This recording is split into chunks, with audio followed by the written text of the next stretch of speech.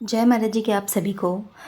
प्रहलाद ध्रुव सी लगन लगा दो, प्रहलाद ध्रुव सी लगन लगा दो, मीरा जैसा दीवानापन, यही प्रार्थना मोहे रंग दो बसंती, यही प्रार्थना मोहे रंग दो बसंती, महक उठे यह अंतर्मन, महक उठे यह अंतर्मन।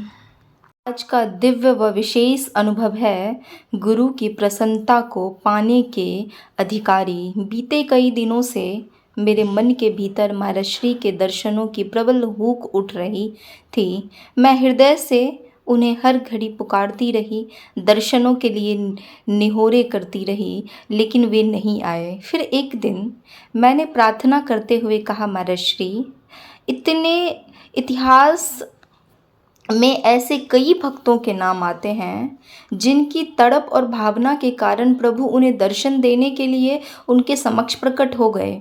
मेरे भीतर भी ऐसे ही तड़प और प्रेम पैदा कर दीजिए ताकि आप शीघ्र ही मुझे दर्शन देने के लिए आ जाएं।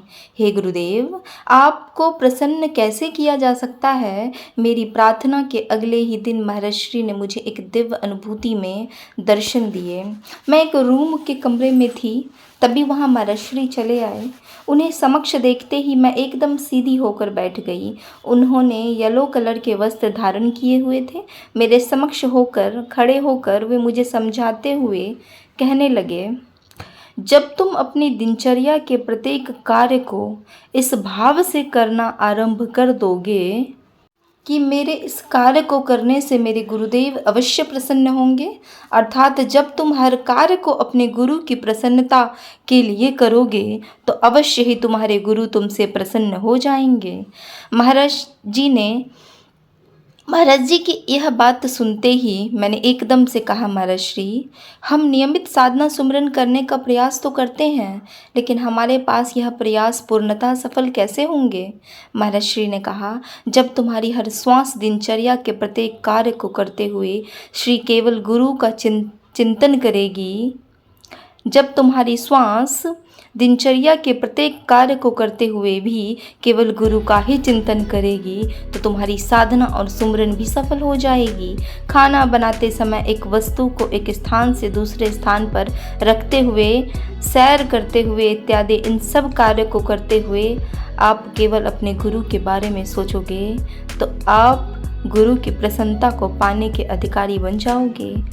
माना महाराज श्री की कही गई बात को अक्षरशः पूर्ण कर पाना कठिन है, लेकिन यह भी परम सत्य है कि यदि एक शिष्य इस दिशा में निरंतर सच्चा प्रयास करता रहे तो निश्चय ही उसे सफलता प्राप्त होगी, निश्चय ही उसे सफलता प्राप्त होगी। और ऐसी ही सच्ची अनुभूति अगर आप लोगों के जीवन में भी घटे, अपने अंतः अनुभूतियों को दिव्य ज्योति जागृति संस्थान के अनुभूति हेल्पलाइन नंबर पे अवश्य रजिस्टर कराना है, अवश्य दर्ज कराना है और प्रत्येक दिन के आने वाली अनुभूतियों को अवश्य पढ़ना है और अपने फैमिली फ्रेंड्स में भी इन अनुभूति को पढ़ने के लिए ज़रूर बोलना है और इन अनुभवों को ज़रूर साझा करना है। जय महाराज जी की सभी को। प्रखर प्रेरणा। एक फकीर नदी के किनारे बैठे थे। किसी ने पूछा, बाबा क्या कर रहे हो?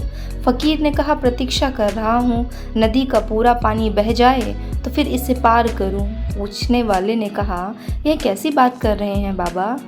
इस तरह से तो आप कभी नदी पार नहीं कर पाएंगे। फकीर बोले, यही तो तुम लोगों को भी मैं समझाना चाहता हूँ। तुम लोग भी तो हमेशा यही कहते रहते हो कि एक बार घर की जिम्मेदारियां पूरी हो जाए तब हम भक्ति करेंगे, जीवन का अंत हो जाएगा, पर काम और जिम्मेदारियां कभी खत्म नहीं होगी। हमें इन्हें निभाते हुए ही भक्ति पथ पर अग्रसर होना है, हमें इन्हें निभाते हुए ही भक्ति के पथ पर अग्रसर होना है। जय महाराज जी की आप सभी को।